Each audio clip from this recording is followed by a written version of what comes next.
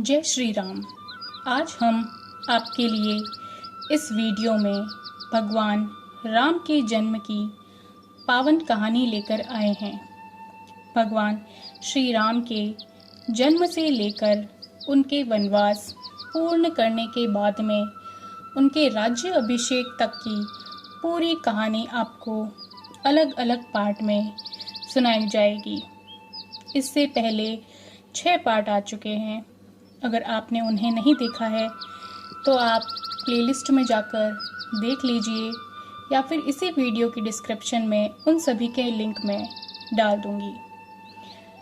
पिछली वीडियो में हमने सुना कि किस प्रकार भरत जो है वो चित्रकूट जाते हैं और राम भरत का मिलन होता है। आइए उसकी आगे की कहानी हम शुरू करते हैं। लक्ष्मण जी ने जो है वो शूर्पणखा की नाक काट दी थी।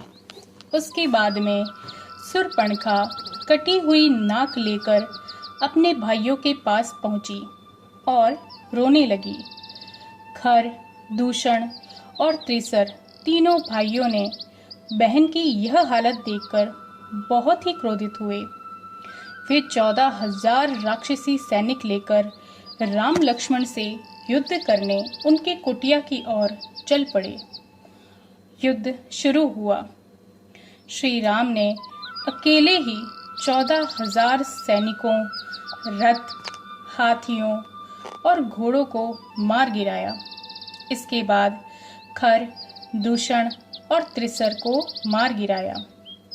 उधर अंकपन, जिसने राम के हाथों उन दुखदाई राक्षसों का अंत होते देखा, बचता बचाता हुआ लंका पहुंच गया। वहां उसने रावण को इस घटना की सारी सूचना दी। उसने कहा कि आपके सिवाय इस धरती पर और कोई दूसरा योद्धा नहीं हो सकता। केवल आप ही राम से मुकाबला कर सकते हैं। मेरे पास राम को मारने का एक सरल उपाय है। उसकी पत्नी सीता इस धरती की सबसे ही सुंदर स्त्री है। यदि आप उनकी पत्नी का हरण कर लें तो राम उसके वियोग में स्वयं ही प्राण त्याग देंगे। फिर रावण अपने उड़न खटोले में सवार होकर मारीच के पास में पहुंचा। वहां पहुंचकर मारीच से कहा कि राम ने मेरी बहन के मान सम्मान को कलंकित किया है। अब मुझे किसी भी कीमत पर सीता का हरण करना ही होगा। मेरी योजना के अनुसार तुम्हें अपनी जादुई शक्ति से सुनहरा हिरण बनकर उस कुटिया के आगे घूमना होगा जहां वे तीनों रह रहे हैं। तुम्हारे सुंदर स्वरूप को देखकर सीता उस हिरण को प्राप्त करने की जिद करेगी और राम लक्ष्मण उस हिरण को पकड़ने के लिए जाएंगे। तब सीता कुटिया में अकेली रहेगी और मैं आसानी से उसका हरण कर लूंगा।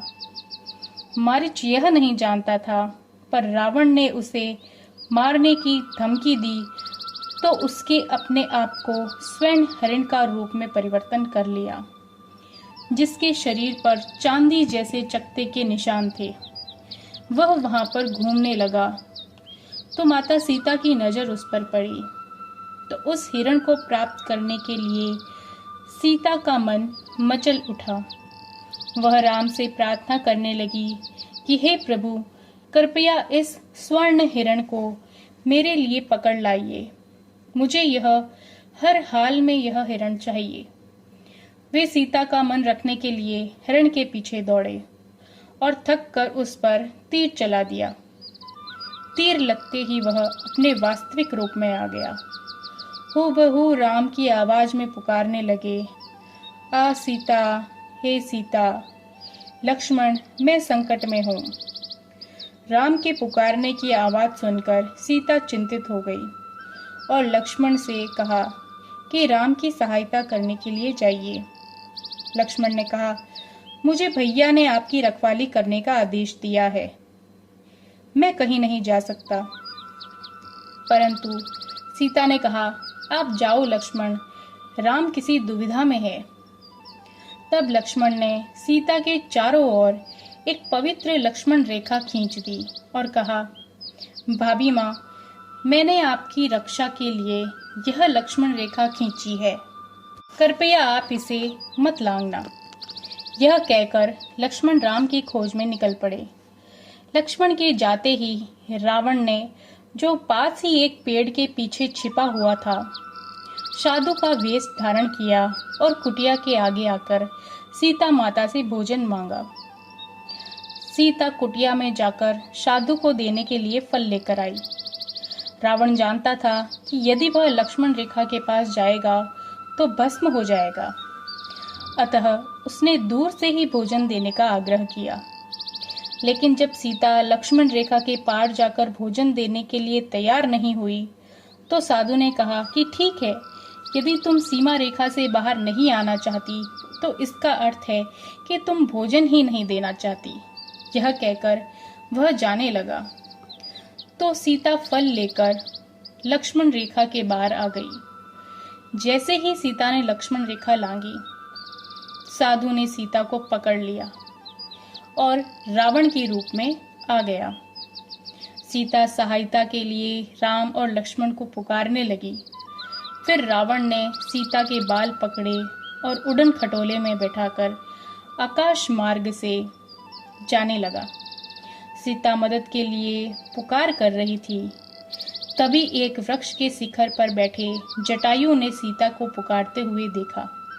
वह तेजी से उड़ा और उड़न खटोले के पास पहुंचा और रावण से बोला कि तुम बलपूर्वक सीता को कहां और क्यों ले जा रहे हो? सीता को छोड़ दो, अन्यथा मैं तुम्हें मार डालूंगा। रावण ने कहा, मुझे जाने दो, नहीं तो तुम्हारी मृत्यु निश्चित है। यह कहकर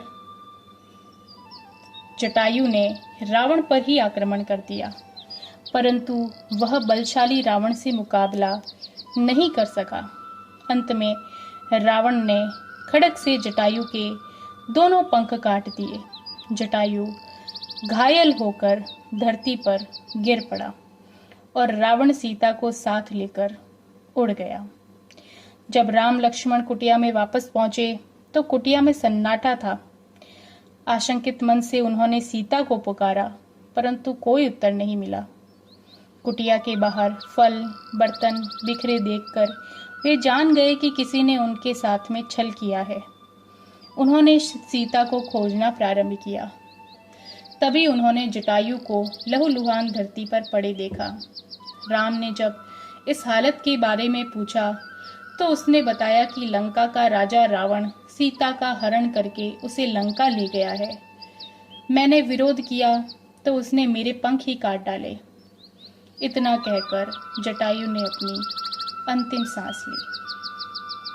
भगवान राम ने उसका अंतिम संस्कार किया तथा उसके बताए मार्ग पर आगे चल पड़े। रास्ते में उन्हें गंधर्व मिला जिसका नाम काबद था। उसने बताया कि मैं एक ऋषि के श्राप के कारण राक्षस बन गया था। आपके आशीर्वाद से मैं श्राप मुक्त हुआ। आप सीता माता को ढूंढ रहे हैं। आपको सुग्रीव की सहायता लेनी चाहिए।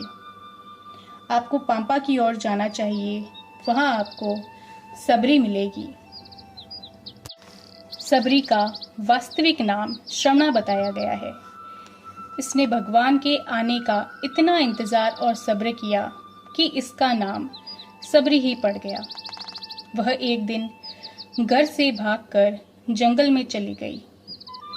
दंडकारण्य में पहुंचकर वह देखती है कि वहां पर ऋषि मुनि तप जप कर रहे हैं। शबरी इन ऋषियों की सेवा करने लगी।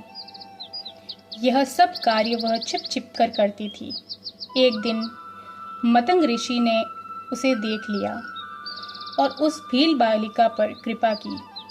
ऋषि मतंग ने अपने अंत समय में उसे पास बुलाकर कहा, बेटी, धैर्य से कष्ट सहन करती हुई साधना में लगी रहना। प्रभु राम एक दिन तेरी कुटिया में जरूर आएंगे। तब से वह रोज ताजे फल लेकर आती कि एक दिन मेरे प्रभु आएंगे और मैं उन्हें प्रेम पूर्वक ये सारे फल खिलाऊंगी। एक दिन राम जी ने कृपा की और उसकी कुटिया आए। शबरी ने जब उन्हें देखा तो मतंग ऋषि की बात उसे याद आ गई। वह प्रेम पूर्वक प्रभु के चरणों में गिर पड़ी और कहने लगी कि आज मेरे गुरुदेव का वचन पूरा हो गया। उन्होंने कहा था कि आज राम आ ही गए। निष्ठा और धैर्य हो तो सबरी जैसा, गुरु ने कहा और विश्वास हो गया। हमें भगवान इसलिए नहीं मिलते क्योंकि हमें गुरु के वचनों पर भरोसा नहीं होता। मुंह से कुछ बोल नहीं रही थी, लेकिन उसने दोनों भाइयों के चरण धोए, कुटिया के अंदर गई और बेर लेकर आई। सबरी एक बेर उठाती है, चखती है। जो बेर मीठे होते हैं उन्हें राम लक्ष्मण को खिलाती है और जो खट्टे होते हैं उन्हें फेंक देती है। भगवान एक शब्द भी नहीं बोले कि मैया क्या कर रही हो, तुम झूठे बेर खिला रही हो। भगवान प्रेम में डूबे हुए हैं, बिना बोले बस शबरी के बैर खा रहे हैं। शबरी ने कहा, प्रभु मैं आपकी कैसे स्तुति करूं, मैं तो नीच जाति की हूं। भगवान कहते हैं, मैं तो एक भक्ति का ही नाता मानता हूं। और उन्होंने शबरी से कहा, माँ मैं तुम्हें 9 प्रकार की भक्ति के बारे में बताता हूं। और उन्होंने शबरी को नवधा भक्ति प्रदान की। भगवान कहते हैं, माँ यदि कोई इन 9 भक्ति में से एक भी भक्ति कर ले तो वह मुझे अत्यंत ही प्रिय है। फिर तुझ में तो सभी 9 प्रकार की भक्ति दृढ़ है, जो योगियों को भी दुर्लभ है। वह आज तेरे लिए सुलभ हो गई। बाद में जब राम ने सुग्रीव के विषय में पूछा तो सबरी ने उन्हें बताया कि भगवान यहाँ से कुछ मीलों की दूरी पर आपको ऋष्यामुख पर्वत मिलेगा। सुग्रीव उसी पर्वत पर अपनी सेना के साथ में रहता है। वे वहां से ऋष्यामुख पर्वत की ओर चल दिए। वहां पर वानरों का राजा सुग्रीव बैठा हुआ था। तभी एक दूत ने वहां पर पहुंचकर सुग्रीव को सूचना दी कि उसने 2 व्यक्तियों को इस ओर आते देखा है। इसकी आगे की कहानी हम अगले पार्ट में जानेंगे। जय श्री राम।